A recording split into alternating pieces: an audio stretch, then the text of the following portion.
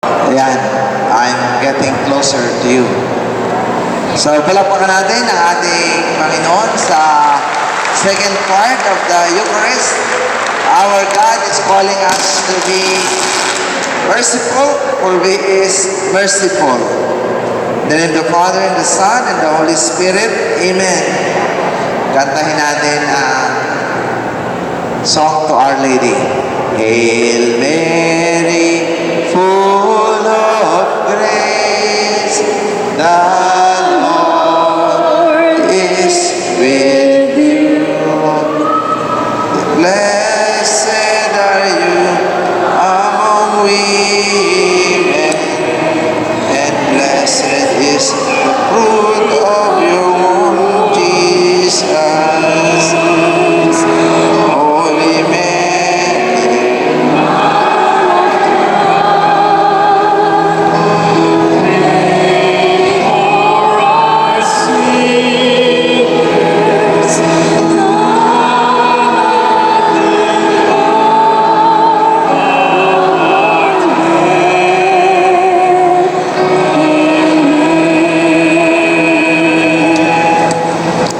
in the name of the Father, and of the Son, and of the Holy Spirit.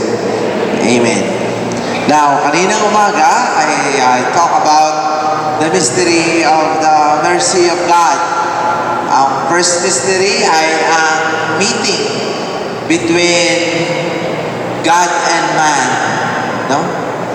Yun ang ultimate expression ng God to us, showing His mercy. Ang second mystery is when we're able to be merciful towards others. Now, paano natin ma-attain yan? The biggest temptation of each and every person is to judge. Mga kapatid, napakadali nating manghusga. Yan ay kasalanan ng lahat. Parang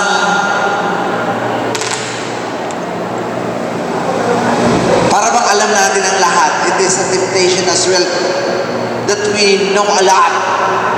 Parang binigyan tayo ng Diyos ng isip, which is very small, and yet we have this temptation to think that we know everything. Doon po nakakatakot ito. Ang sabi ni Pope Francis, this is very dangerous. Up to the point that he uses the word terrorism. Yun ang naging root ng terrorism sa mundo. Pag ang isang tao napasama sa isang grupo na ang grupo ang tingin sa kanilang sarili, sila lang ang tama. And this will lead to terrorism. Ang pinanggalingan po niyan ay ang fundamentalistic attitude. Ako lang ang maliligtas. Kaya po yan nilang tinatawag sa kanilang nagiging kulto. But ang sabi ni Pope Francis, madami din yan sa Catholic Church. At ano ang ginagawa nila? Dahil nagkaroon sila ng judgmental attitude, dahil sa kanilang judgmental attitude, naninira sila ng kapwa kahit yung reputation sinisira. Yun po ang napakasakit na magagawa natin sa ating kapwa, ang manghusga. Ever since I started ministering sa mga bilanggo, at nakita ko ang sarili ko, sabi ko, my God, halos wala naman kayong pagkakaiba. Nagkataon lang na sila nandito kasi lahat naman tayo nagkasala. Lahat tayo nagkakamali. Pero ang pinakamaganda lang po sa atin na nagkakamali, hindi lang sa tayo nahingi ng tawad, pero nauunawaan natin na tayo po ay dapat ding magpatawad. Amen? Nagbakasyon po ako sa Coron. Dahil may dumating akong bisita na taga-Amerika. Gustong makarating sa Coron. Eh di pumunta nga po ako sa Coron. Yung pong natirahan namin, malapit sa simbahan. Napadaan ako sa simbahan. Sabi ng pare, Father Suarez, magmisa ka naman. Eh di nga po ako nagmisa. Nagkaroon po ng healing. Then daming healing. Pero during the Mass, I talk about during... Hello? Better ba ito? Oh, yeah. During the Mass, wala akong ini-homily kung hindi tungkol sa galit. Sabi ko, huwag kayo magagalit kung hindi may stroke kayo. Atakihin kayo sa puso. Pagkatapos po ng Mass, nalaman ko, ang pangalan pala ng parish priest ay Father Efren Galit. At 4 na beses na naoperahan sa puso. Tapos, kami kumain. Naging magkaibigan kami. Make the story short. Hindi po doon natapos ang healing Mass. Sabi niya, Father, you have no idea. I'm your big fan. Kaso, ngayon ka lang nag-homily tungkol sa galit. Hindi mo alam ang pangalan ko, Efren Galit. Sabi ko, nagbibiro ka ba? Hindi. Kaya pati niya ng ID mo. Pinakita, Efren Galit ka. A small world. Kami po yung naging good friend. So, naimbita naman kami, napakataba nito eh. Mahilig kumain. Kung saan kami kumakain. May kaibigan po siya, nalaman ko na doon, ay, dali kita sa isang restaurant. Sabi ko, kain na naman, problema ko nga. Alam mo mga tao, sinasabi, Father, tumaba ka. Ano sabi niya? Ano mong batay ngayon agad sa akin? Dati tawag sa akin, Father, ang pogi mo. Ngayon, iba na. Father, tumaba ka. Yan naman ako. Alam mo sabi ko, ito naman. So, pinababayahan ko na lang. Anyway, kami po ay kumain. Ako po ang taong hindi nagtatanong kung sino ka at kung ano ka. Bahala kang magkwento at ako'y magpe-pray over. Magkwento ka. Siya nagkwento po siya na nagkwento. Saka kukwentuhan namin at nakakwentuhan na kami po'y nabusog. Ay malapit na ang misa. Naiwanan po kami ng sasakyan. Sabi ko, ihatid mo na ako. Sa sarap ng aming kwentuhan, kami po'y naglakad. Nung naglalakad na kami, tumapat na po kami sa simbahan. Sabi po nung may-ari ng restaurant, nakakalakad na ako. Sabi ko, anong ibig mo sabihin? Father, 3 taon na akong hindi nakakalakad. Nakalimutan kong ako hindi nakakalakad. Anyway, sabi ko, sige, may oras pa naman, ituloy natin ang lakad. Ngayon, conscious na siya na siya'y nakakalakad. Kasi sabi niya, Father, na-mesmerize lang ako sa'yo. Lakad niya ulit tayo. So, dumiretso po kami ng lakad. Nakarating kami sa pier. Hanggang bumalik na kami misa. Kasi may Station of the Cross. Eto na. Nung dumating po kami ng simbahan, puno. Nakatayo lahat. Sabi ko, Ma'am, pasok ka. Father, wala nang upuan. Sabi ko, 3 upuan doon, oh, sa unahan. Sabi niya, pare lang doon. Hindi, ilalagay ko isa sa tabi. Inilagay ko sa tabi. Alam niyo po ba, nung natapos ang misa, di kailangan ko ng magte-testimony, ikaw muna. Alam mo po pala kung sino siya? Siya po pala ay isang born again. Sabi niya, ako po yung isang born again. Sabi ko, tingnan mo ang Diyos. God is for everybody. Amen. Para sa lahat ang Diyos. Nakakalungkot na ang ating relihiyon ay nagiging dahilan ng ating pag-aaway-away. Inap o pagalingan. Sabi ko nga, pag may lumapit sa akin, tatakutin ako na hindi ako maliligtas, ang isasagot ko, so what? So what? Basta mahal ko ang Diyos.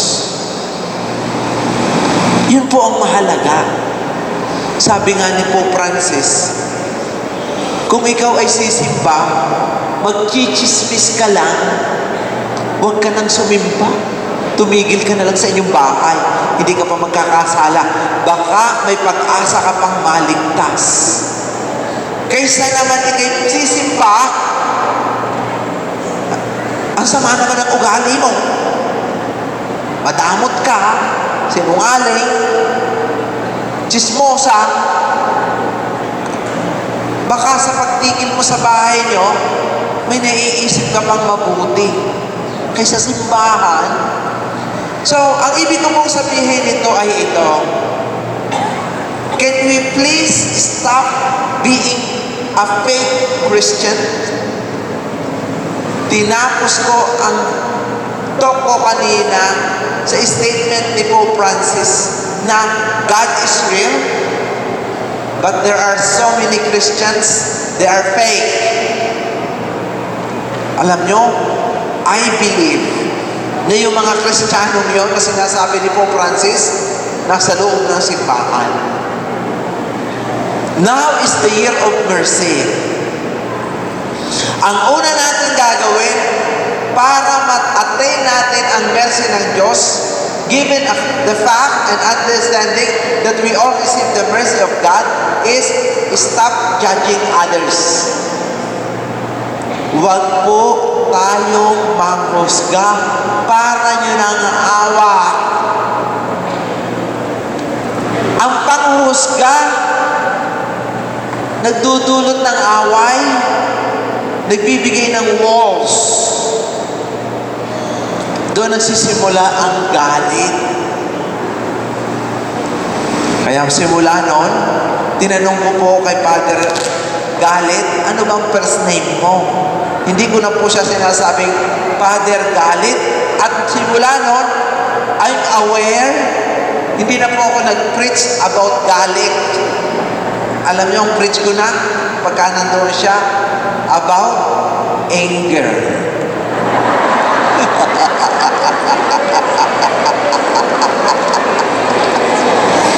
I don't talk about galit, but I talk about anger. Please do not be angry. Kung mahal mo ang sarili mo, lalong-lalo na kung alam mong may high blood ka, iiwasan mo hindi ka magagalit para hindi ka ma-paralyze. Amen? Yan. Common sense. Ano po ang i-develop nating attitude? I mentioned this morning that at the end of the day, it's all about attitude. Lalo-lalo na yung mga tumatanda na. Ang hirap at nakakalungkot na tayo nagkakaedad, I'm including myself kasi magsi-50 na ako.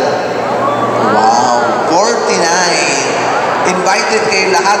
Next year, I'm 50 years old. Magbe-birthday ako kasama kayo lahat. Oh. So I'm starting to develop not only an attitude of gratitude, but I try to be kind to all. Please. And how can we be kind to all? Kanina, I talk about healing of the mind. Hindi tayo makalimot. We cannot forget.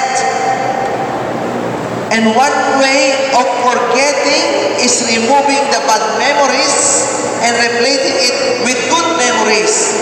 Kaya, habang tayo'y masaya, mag-selfie tayo. Yan. Picture! Yan. Itong si Marites Pineda, yung lumalakad sa harapan. Late.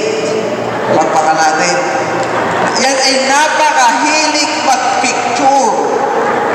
Yan ang babaeng walang ginawa kung hindi kumuha ng litrato. First time na namit ko yan, first time po ako sa Pilipinas. Ako po'y nagbibigay ng communion. Ang sabi niya, Father, kukunan kita ng picture ha? Sabi ko, sino ba naman itong babaeng ito? Nagbibigay ako ng communion. Hanggang ngayon, wala yung ginagawa kung hindi kumuha ng picture. But that is a therapy for us to be healed with bad memories. Ang bad memories kasi nakakasugat. Tanggalin na natin yan. Let go of all these negativities. Kung kayo may picture, delete. Kung kayo may picture na na-develop, i-burn na yan. Tingnan mo, kadarating lang, pinipicture na agad ako. Yan, pinipicture na. Ngayon, pag-take tayo ng picture with good memories. Yung mga good memories na yan, ilagay natin, i-post natin ang i-post. Bakit? Yung good memories na yan, magiging indelible memories. Ano ba ibig sabihin indelible? Hindi na ma-i-erase. Huwag natin yan i-erase. Ngayon, we will heal our soul. And how can we heal our soul? We need to forgive and pray for those who persecute us. Sinabi po yan ni Jesus. Paano tayo gagawa? Lahat po tayo nagkakasala. Lahat po tayo may pagkukulang. Sabi nga ni Pope Francis, tayo may reklamo sa bawat isa. Hindi ko makakalimutan, no, ako po ay pare sa Toronto, may isang paring lumapit sa akin na inirereklamo ng lahat. Naglakas ng loob siya, ako'y kausapin. Ang sabi niya sa akin ay ito, Father Suarez, may reklamo ako sa iyo. Sabi ko, ano ba ang reklamo mo? Ang reklamo po niya sa akin ay, ako raw ay laging kanin ang ipinaluluto. Dahil ako'y Pilipino. Sabi ko sa kanya, gusto mong marinig ang reklamo ko sa iyo? Nako, inisa-isa ko yung reklamo ko sa kanya.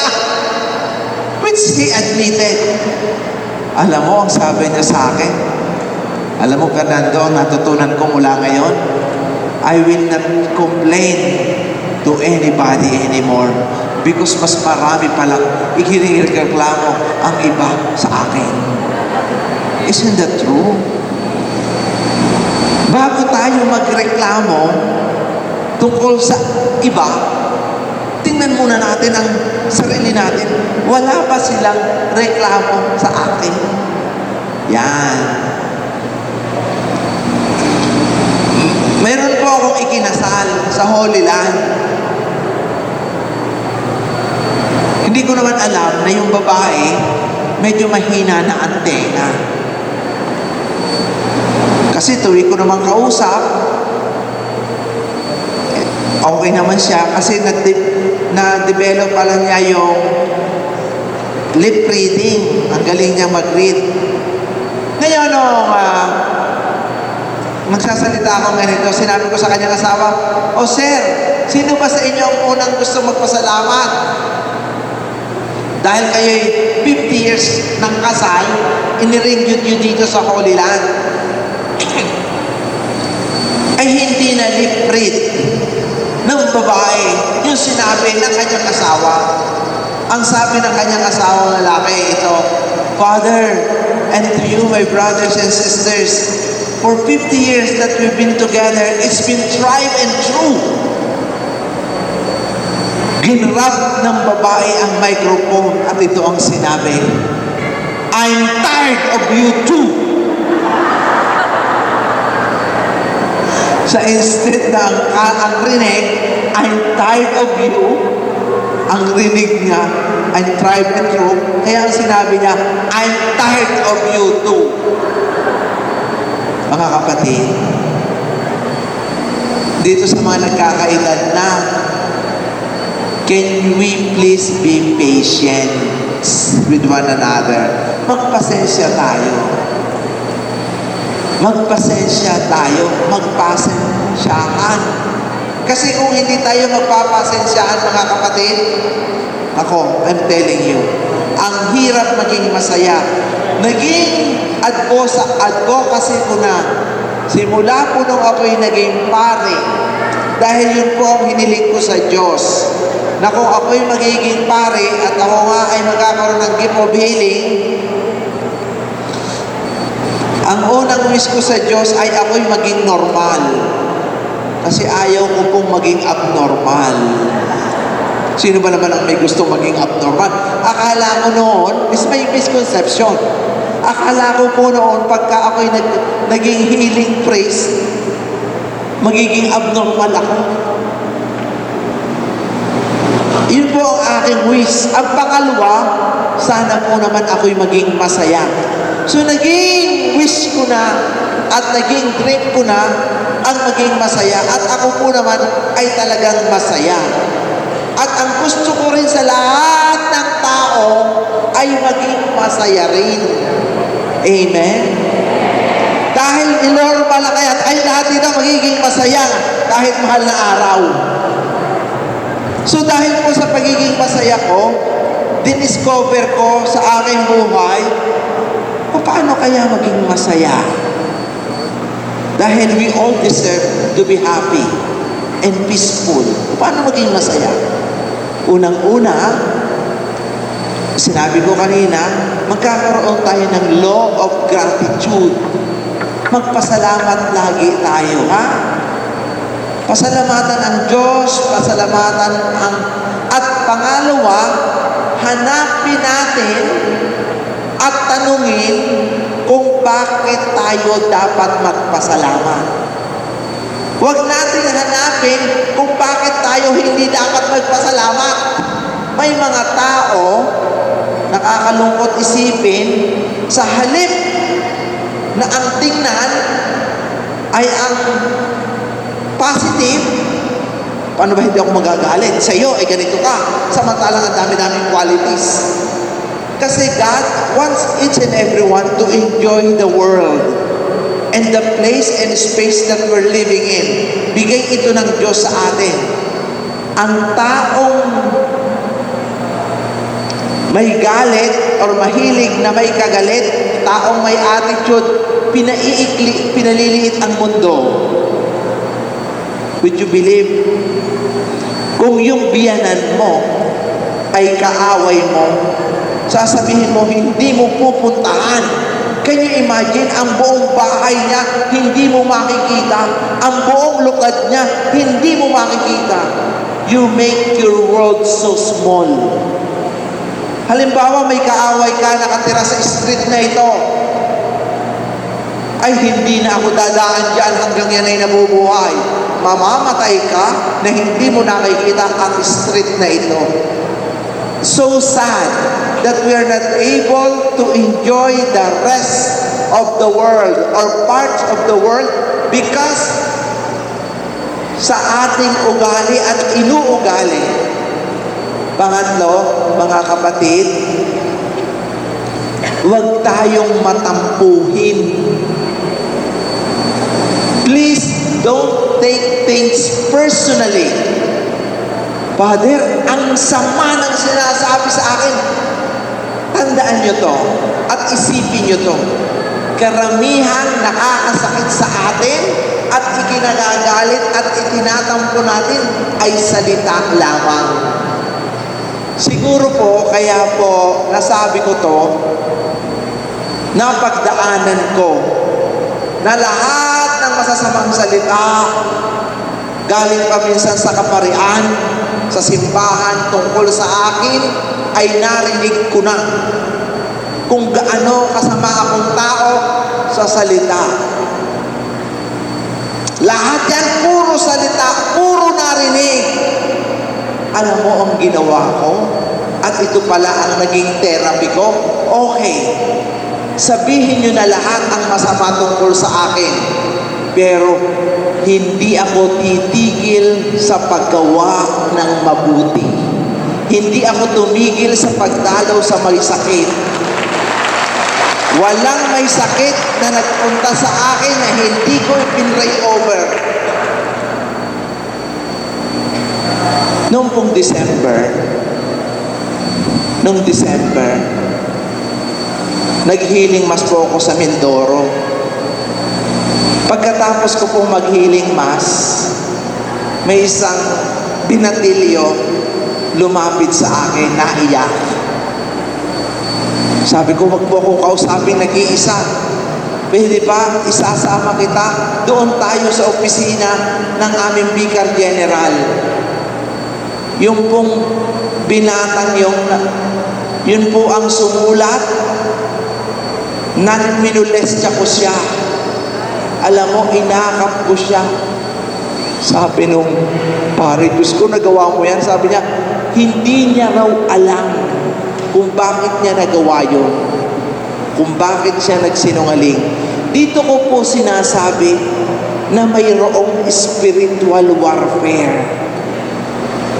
Lahat ng gumagawa ng mabuti para sa Panginoon ay susubukin.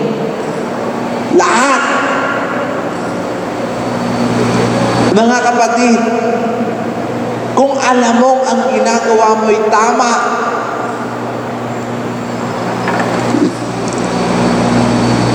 lahat ng sinasabi ng tao, huwag nating personalin. Alam mo ba kung bakit masyado tayong nasasaktan? Dahil pine-personal natin ang sinasabi ng bawat isa. Naku, ang sakit niyan. Nakakabaliw, hindi nakakatulog, namumuti ang buhok, masakit sa ulong intindihin. Paano yan maaalis? Paano yan mawawala? Kapag ka pinalitan mo ng pag-iisip at paggawa ng mabuti at tama. Lumapit yung isang madre, sabi niya sa akin, alam mo, Father, kaya nangyari yan kasi hindi ka tumigil sa pagpapakain ng tao. Ito po ang sasabihin ko sa inyo, magpakain tayo ng mahirap. Magpakain tayo ng kapwa. Huwag tayong maging madamot, lalo na sa pagkain. Magbigay tayo sa kamag-anak. Huwag tayong magtago ng pagkain. Sa pagpipray over ko, karamihan na sakit. Diabetes, malabo ang mata, arthritis, gout. Bakit? Excess sugar, excess fats, excess uric acid. Bakit? Ang dami mong kinakain para nasa iba yan. Huwag mong itago, mga kapatid. Ito po ang ating gagawin. Sabi ni Jesus, be merciful, for I am merciful. Maawain ang Diyos sa mga nandito ngayon, mga nandito, kinakausap kayo ng Panginoon. Tinuturuan, binibigyan ng instruction, at sinasabing, may pag-asa ka pa. May pag-asa pa tayo habang may buhay. Huwag tayong mawawala ng pag-asa. Huwag tayong bibigay. Kaya huwag tayong magwawala sa galit. Huwag tayong maiinis at matatalo sa mga masamang sinasabi ng iba sa atin. Pagdasal natin sila. Ito po ang ultimate na magagawa naman natin matapos malaman natin na tayo ay isang makasalanan at pinatawad ng Diyos. Magiging maawain din tayo sa ating kapwa. Amen? Kung tayo ay nabibigyan ng Diyos ng isa pang pagkakataon, bigyan din natin ang iba ng isa pang pagkakataon. At pag ginawa natin yan, nakikita ng Diyos ang lahat. Pagpapalain ang buhay natin. Amen.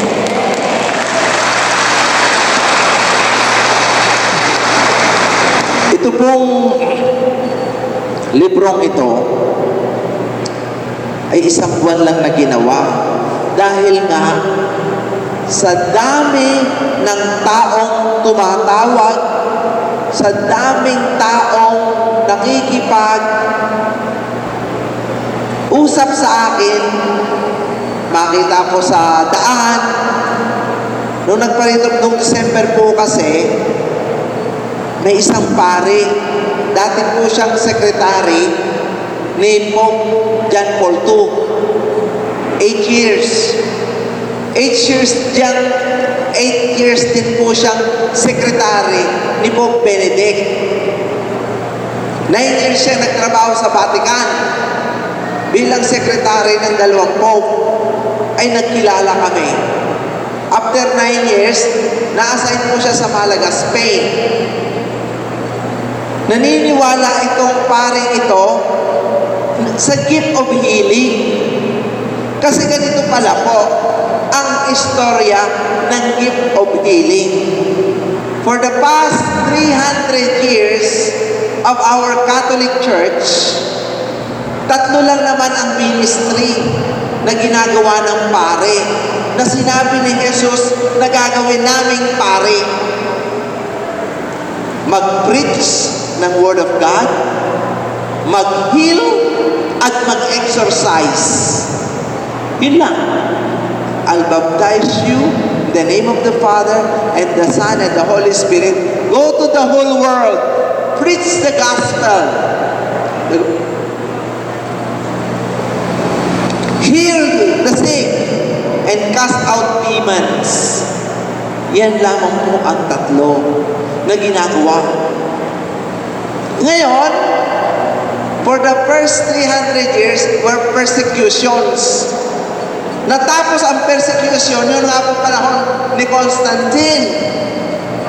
Siguro maalala nyo, pagka Santa Cruzan, ito pong si Reyna Elena, mayroong batang kasama. Itong si Reyna Elena, Christian, yung anak niya, nanalo dahil nag-appear si Jesus sa sky, yung kanyang sword, lagyan ng cross, nanalo. Nagkaroon ng Constantinople.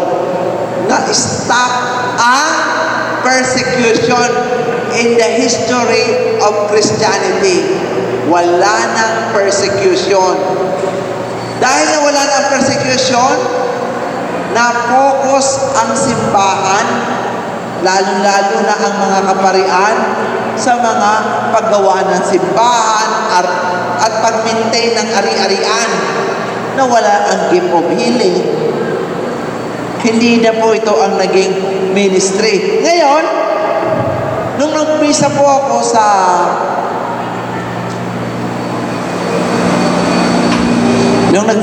sa Malaga, Spain, nakita niya ang healing. Naging magkaibigan kami. Tapos pumunta siya sa Philippines. Kahit saan kami pumuntang lugar, may lumalapit sa akin. Umiiyak, nagpapasalamat, na-heal, nabuhay, yung mata na nakakita, yung cancer. Anyway, to make the story short, sabi niya, it is about time for you to make a book. Ano natin itong librong ito? Publish natin ang mga testimonies ng healing. Eto na. Nagkaroon ng librong ito. My goodness. Year of mercy pa. Bakit? Gusto ng Diyos magkaroon ng access ang lahat sa healing. Kasi napatunayan ko po na ang faith ang nakakapagpagaling dahil kahit sa internet, sa YouTube, may gumagaling. Amen? Ito pa nakakatuwa. Hindi po ako nagpe-Facebook. Wala akong Facebook. May nag-create ng aking Facebook, 13. Dito sa Facebook na ito, kahit hindi po ako ang gumagawa at nagre-reply, ang dami din nagpapasalamat at gumagaling. Naalala ko tuloy ang driver ko. Pag hindi po ako nakikita, dahil nga po ako'y mahirap hanapin at kung saan ako pumupunta, ang mga tao sa kanya na lang nagpapapray over.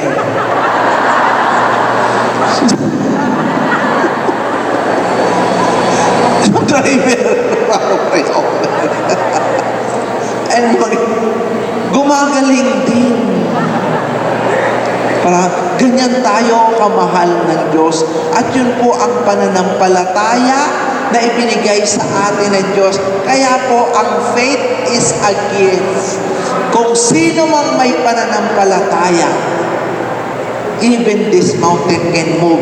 Kaya ang mga madaladala niyong litrato, mga may sakit dito, mga wishes ninyo, sinagot na yan ng Diyos dahil sa pananampalataya ninyo. Alam mo, ganyan lang yan. It's all about faith. It's all about faith. Amen? Ganyan tayo, kamahal ng Diyos. And because of this faith, we have an access to the very mercy and mystery of God's mercy. To the mystery of God's grace. To the mystery of God's healing. Kaya ngayon, wala nang sakit na hindi pwedeng pagalingin ng Diyos. Amen! Alam nyo, pagka po ako'y nagsasalita, kaya ako'y nagbibigay ng recollection na katulad nito, sabi ko, alam ko naman, pumunta ka dito partly because you want to be healed. Amen? Lahat naman tayo may sakit. Sakit sa bulsa. Pag ito madagan. Yan. Yan pong sakit sa bulsa na yan, ay hinanap ko rin ang solusyon dahil ako'y awang-awa na. Nakakaawa. Nakakaawa. Dahil laging gipit, laging kapos. It is true to all. Walang mayaman na walang kailangan. At wala pong mahirap na walang maibibigay. Ito po mga nakablo, tayo nga kayo kung gaano kayo karami. Yan, mga praying angels. Yan, palakpakan natin ang praying angels. Kaya ko po sinasabi yung mga praying angels, kasi natatouch ako sa kanila. Pumunta ako sa bilangguan. Ang sabi sa akin, Father, ako po'y praying angels. Kahit saan bilangguan ako pumunta, praying angels. May nagwawali sa daan. Father, ako po'y praying angels. Ipinagdadasal ka namin. Wow, sabi ko, salamat. May nakita akong bata, ang dungis-dungis. Father, pagkain naman dyan. Kain tayo. Father, ako po ay praying angels. Nagdadasal ko kayo sa Veritas. Wala. Kaya ko po ito sinabi, dahil lahat po tayo may pwedeng ibigay. Pwede po tayong magdasal for healing. Amen? So sabi ko, kaya matutulong ko dito sa mga praying angels na ito. Dahil po kami ay mga nagdadasal dito sa aming house dito sa Commonwealth, na minsan may nangyari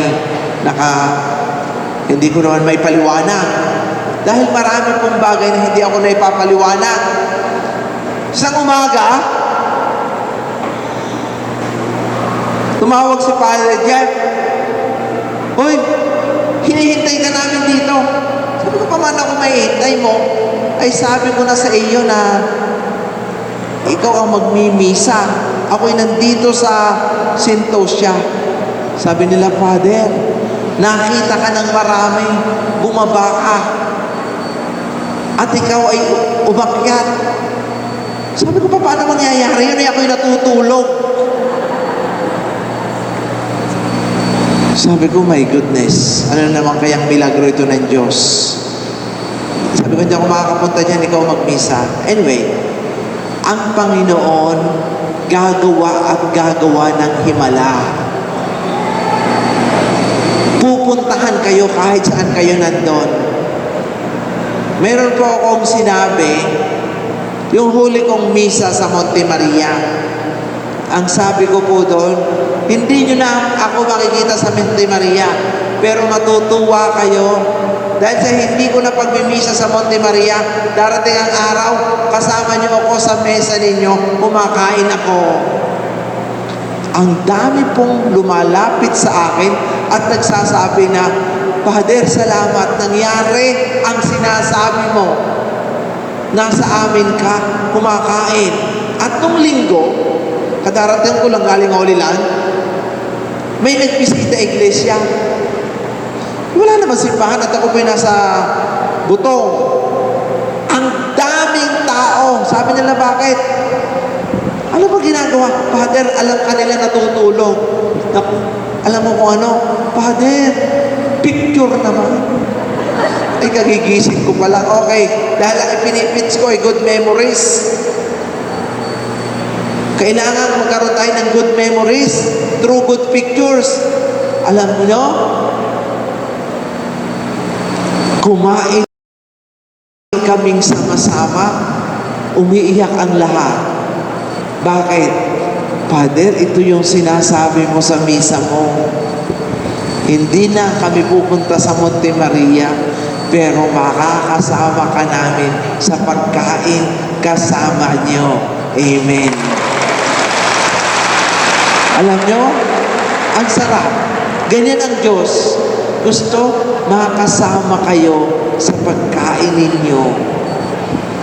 Kami rin, kakain tayo mamaya. Sabay-sabay sa misa. Palakpakan natin ng Diyos. Sa misa, sabay-sabay tayong kakain. At sa pagkain natin kasama ang ating Panginoon, mga kapatid, it is a celebration. Wala na ang sama ng loob. Wala na ang masasamang kahapon. Puro saya na lamang. Pwede ba yon? Yes. Ngayon yun, pwede na nating maramdaman ang langit sa lupa. Ngayon din, dahil nasa atin ang Panginoon. Nandito ngayon ang Panginoon kasama natin. Dahil wala nang galit, wala nang hinanakit. Na-delete na lahat. Kung ang cellphone nadidelete, pwede rin dito. Yun ang offer ng Jubilee. Ang offer ng Jubilee ay maibaon ang masasamang kahapon at mabuhay simula ngayon patungo bukas ng masaya. Walang alinlangan. Kaya nga po, nakapokus ang Jubilee year sa salita, Jesus, I trust in you. Magtiwala tayo sa Diyos, walang masamang mangyayari sa ating lahat. Wala pong masamang mangyayari sa ating lahat. Bakit?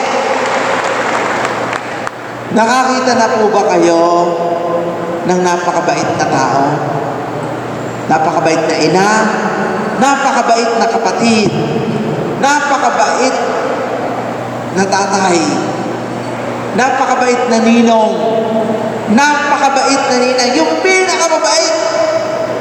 I-multiply niyo yan ng 1 million. Yan ang Diyos. I-multiply niyo yan ng millions. Ganon kabait ang Diyos. Kaya po, ang definition ng mercy ng Diyos ay isang malawak na dagat na ang kasalanang nagawa natin ay isang patak ng luha. In the vastness of the mercy of God, the ocean of mercy, a drop of water is compared to the sins that we committed. Anong ibig sabihin nun? Baliwala sa ating Panginoon ang kasalanang ating nagawa. Amen. Baliwala. Ang ganda niyan. Yun po ang sinabi niya kay Sister Faustina. What a beautiful description. What a beautiful personification of our God. Kung gaano siya mapapatawad ang mga taong katulad natin. Pero wag naman nating saktan ang Diyos. How can we hurt God? Sabi ko na kanina, si Jesus, ang ating kasalanan, kinuha niya na sa kanyang pagkamatay sa cross. Hindi niya siya masasaktan muli ng kasalanan natin. Never, ever that our sins will hurt God anymore. Never. Ito na po ang epitome. Kailan masasaktan ng Diyos? Kapag nawala ang tiwala natin sa Kanya. Yun po ang masakit sa atin, Panginoon. Kaya po ang Jubilee Year of Mercy is for us to trust God once again, totally and completely. Magtiwala tayo, huwag tayong magduda. Please do not doubt. Kanina, ang sinabi ko, fear. Pangalawa, worry. Pwede ba? Huwag kayong mangamba. Please do not worry. Huwag kayong mag-alala. Please. Ang sabi, avoid exaggerated anxiety. Yun po ang ultimate, pinakamatindi na mangyayari sa tao. Kaya nagkakaroon ng depression and obsession. Huwag po nating sayanayin ang sarili natin na nagwo-worry. Ay, saan ba nanggagaling ang worries? It's not from the Lord. Ang worries ay imagination na pinaniwalaan natin, totoo. Hindi totoo ang mga worries natin. Amen? Dahil kung may Panginoon, hindi natin i-entertain. Malaking temptation na tayo ay mangamba dahil tayo tao lamang. But the exaggerated worries, sabi ni Jesus kay Saint Faustina, exaggerated anxieties lead to depression. Ito po ang nakakalungkot sa puso ng Diyos. Sobra tayong mag-alala. Up to the point na nawawalan tayo ng pag-asa. So, ipagdadasal natin na magkaroon tayo ng walang katapusang pag-asa sa Diyos. Sa Diyos lamang tayo aasa mula ngayon. Siya lamang ang ating aasahan at walang masamang mangyayari sa buhay natin. So yung mga tao na hindi na natin pinagkatiwalaan, given, nawasira yung ating tinatawag na basic trust. Yung mga taong sinabihan tayo ng I love you, yung pala ang susuntok sa'yo. Oh, kala ko ba I love you? Yung mga taong nangutang, hindi na nagbayad, hindi na nagpakita, Panginoon, na wala na. Mga kaibigan mo pa yan. Karamihan nakakasakit sa atin, mga mahal natin sa buhay. Yung inaasahan natin, natutulong sa atin, ngayon, wala na. Nasira yan. At hindi natin alam kung how can we repair it. And when is that time of healing for that trust to come back again? We do not know anymore when that trust will going to come back. Dito nga po sa Jubilee year, kasi hindi po nakakatulong sa isang tao ang hindi magtiwala. Can you imagine? Ang asawa mo na lagi mong katabi, wala kang tiwala. Diyos ko po, Panginoon. Mayroon pong nagsabi sa akin, Father, simula nung kami ikinasal, wala na akong tiwala sa asawa ko. Alam mo kung ilan ang anak? 14. Diyos ko, Panginoon, walang tiwala. 14 ang anak. Maraming ganyan. Miserable. Nakakasira yan ng tinatawag na nagiging dysfunctional. Alam niyo ba ang ibig sabihin ng dysfunctional? Dysfunctional ay hindi nakaka-relate sa isa't isa. If you're not able to communicate, dysfunctional yan. Because it is not normal. As a human being, what we are about to develop is communion, even with God. Kaya may tinatawag tayong dysfunctional family, dysfunctional relationship. That's from the word dysfunctional, not functioning. Walang usapan, hindi pinag-uusapan. Pero, marami namang anak. 14. Wala pang tiwala yan sa isa't isa. Can you imagine kung may tiwala? 28. But God, in this Jubilee of Mercy, He is going to repair everything. Ang basic is trust in the Lord. Number 1, fear. Number 2, worries and anxieties. Huwag tayong magaganyan. And number 3, please do not doubt. Sabi ng babae ito, sige pa, Father, pirahin mo pa kami. Tuwan-tuwa siya, parang siya ang tinatamaan. Sabi niya, Father, salamat, isinama ko ang asawa ko. No, please do not doubt. Do not doubt the goodness of God. And please do not doubt about yourself. We are now about to start our school. Na-accredit na po. Di ba noon ako ay salita na, Diyos ko po, pag ako'y nagtayo ng school, walang exam. Yung mga elementary, hindi na mag-i-exam. Kasi, ang napupromote sa school na puro exam, mga honor-honor na yan, kompetisyon. Kaya na-develop mga Pilipino, cheaters, liars, stealers. Pero kung pinahihirapan lang mga estudyante, sa instead na ma-enjoy ang schooling, ako'y may pamangkin. Kahapon, 3 araw, na alas 4 ang tulog. Graduate kahapon, hindi binigay ang clearance. Bakit? Hindi natapos ang project.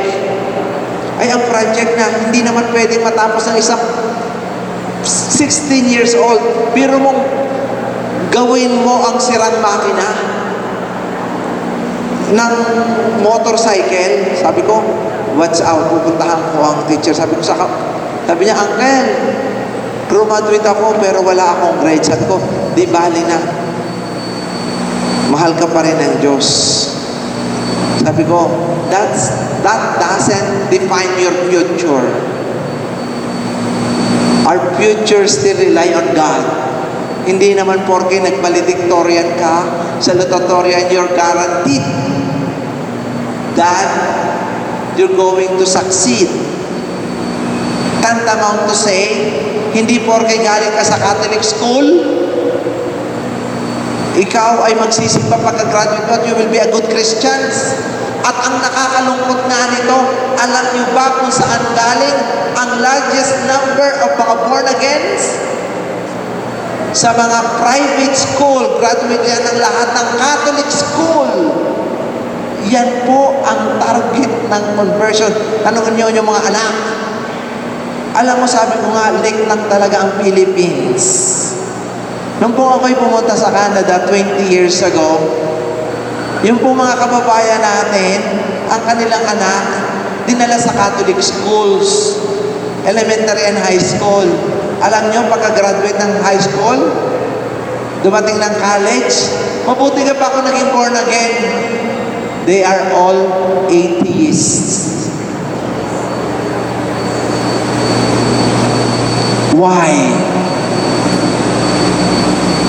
Hindi na ilagay sa puso ang turo sa isip. Ang Diyos nandito at dito nakikipag-usap, hindi dito. Kaya nga sinabi ko, it is not a guarantee nang dinala nyo sa Catholic schools na mga anak nyo, mababait, magagalang, relihiyoso, magsisimba, sila pa ang numero 1 hindi nagsisimba. At ngayon nga tanongin nyo, pumunta kayo ngayon sa Victory Church at tingnan ninyo kanilang mga youth groups, saan sila nag-aaral, anong klase, galing ng Ateneo, UST, Lasal, they are all born again. Totoo yan. Tapos, pag tinanong mo, bakit kayo nag-born again? Kasi naman ang pare namin, hindi namin maintindihan. Kawawang pare, kami ang sinisi. No, marami po nakakalungkot na mga magulang na dinala ang kanilang anak sa mga private school kapag kamahal-mahal pa. Lahat ng mga private school naman yan, Catholic school yan ang mahal. Sabi-sabi for the poor. Diyos ko hindi, kahit middle class cannot afford. Ay, ang mga poor na yan, puro public. Bakit lahat ng Catholic school ang mahal? Kaya nga nanood pa rito si John Paul II, pinatatanggal na ang Catholic school at Catholic institutions kasi only the rich can afford. That's the reality. And they're all hypocrisy. For the poor, for the poor, for the poor. Itong mga church na ito, Panginoong Jesus, ay nakaka-afford lang naman ay ang mayayaman. Nasaan ang for the poor? Yung 4 piece. 4 piece. 500 pesos. Doon ang mga poor nakapila sa 4 piece. Alam niyo ba ang 4 piece? Yan, nakapila ka din. Kasi kaya ka muna alaman yan sa iling. Sabi ko, ang daming tao ngayon, Father, 4 piece. Ano ba yung 4 piece? Sabihin mo nga, ano ang 4 piece? Hindi niya alam, hindi ka mahirap eh. Ano? Ha? Pandawid, pampamilya, sa Pilipino, pangmasa. Yan, mga kapatid, kaya ko po ito sinasabi para yung ating relasyon sa Diyos hindi sa isip, kung hindi sa puso.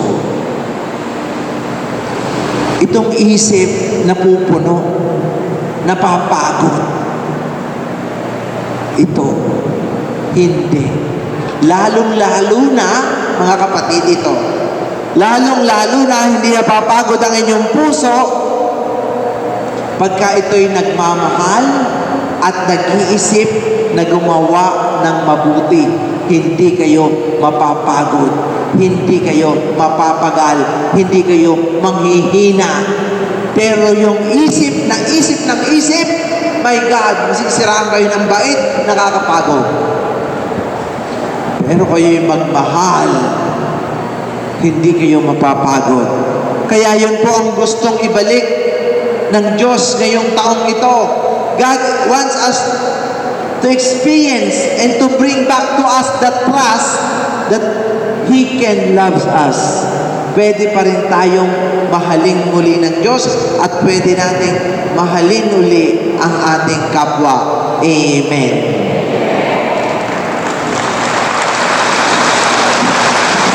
Ngayon po, bago mag-alas 12, kakantahin natin ang Come Holy Spirit. Magkakaroon tayo ng General Healing Prayer. Para tayo ma-heal emotionally. Para ang healing emotionally is through forgiveness. Is healing spiritually is through praying for those who persecute us. Ipagdasal natin ang lahat na nakasakit sa atin. Wala pong iba. There's no other way. Ang healing ng memories ay simula ngayon, aalisin na natin ang masasamang nakaraan. Kakalimutan na yan, nakaraan na. So close your eyes and open your hands and please sing with me, Come Holy Spirit, I need you.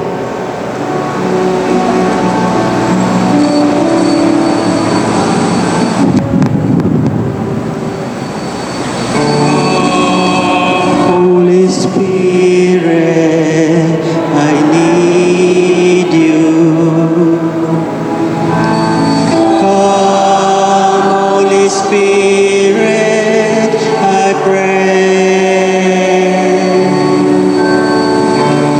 Come within your power. Come in your own special way. Come like a spring in the desert. Come to the weary of soul. Lord, let your sweet healing power touch us and make us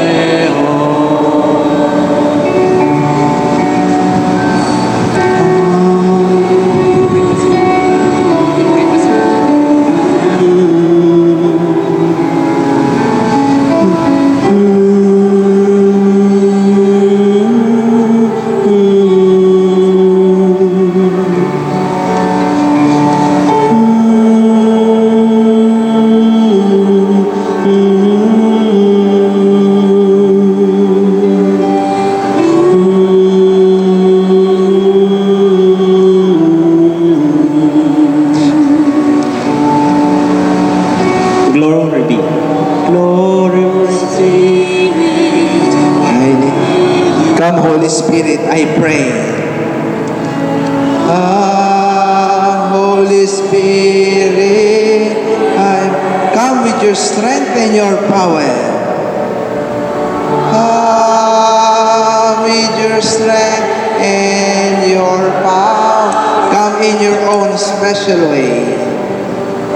Come in your own special way. Glory be to the Father. Glory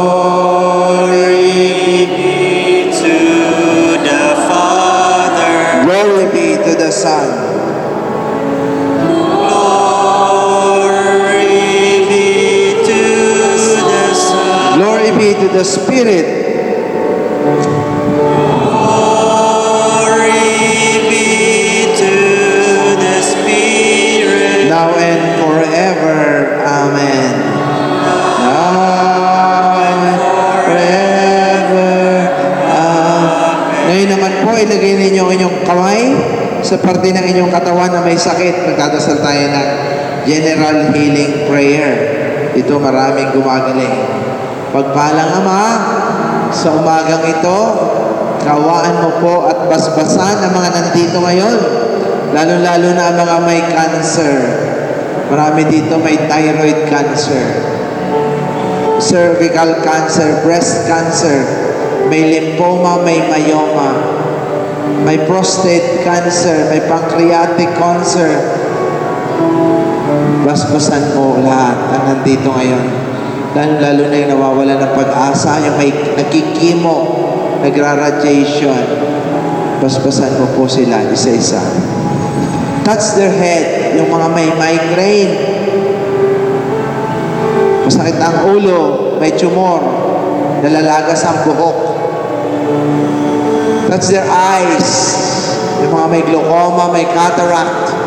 Their ears, mga may vertigo, may tinnitus. Marami po dito, Panginoon. May frozen shoulder, hindi may taas ang kamay.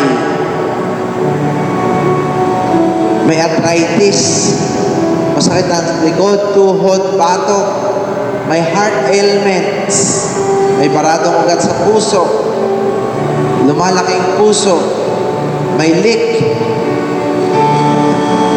Lord, basbasan mo po ang isa-isa. Yung may mga skin allergy, skin asthma, maraming kati-kati sa katawan, may sugat na hindi gumagaling. Lord, bless each and every person, yung mga may diabetes, may high blood, may rhinitis, may TMJ, hindi magkaanak, na-stroke, na-paralyzed, hindi makalakad. Basbasan mo po sila, isa-isa. Yung may mga scoliosis, may epilepsy, masakit ang tiyan, may kidney problems, may emphysema, di makahinga, may asthma. Bless and touch every single person here, Lord our God. Isa-isa mo po kaming hipuin, pagalingin. Isa-isa mo po kaming pagbaguhin. Yung may mga duda, those who doubts, may anxieties, may worries, di makapagpatawad. Marami dito, Panginoon, may emotional problem. Nakakaramdam ng rejection, not accepted sa family.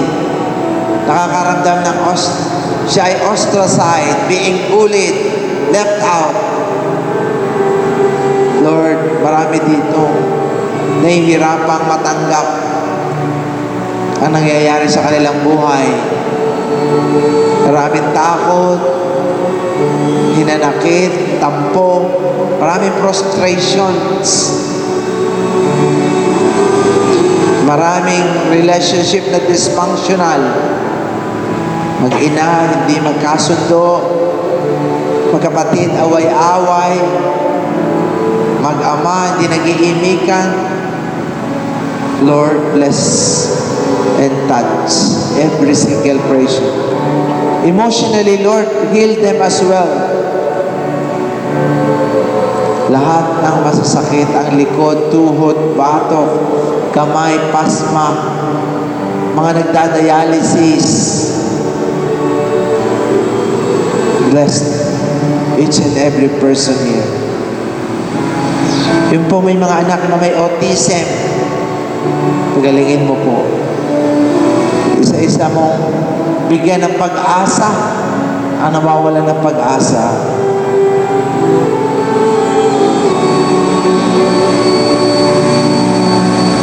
As we ask the intercession, the Blessed Virgin Mary, as we pray, Hail Mary, full of grace, the Lord is with you. Blessed are you among women, and blessed is the fruit of thy womb, Jesus. Holy Mary, Mother of God, pray for us sinners, now and at the hour of our death. Amen. Sa ngalan ng Ama at ng Anak at ng Espiritu Santo. Amen. Takpakan natin ang ating Panginoon. Magkakaroon po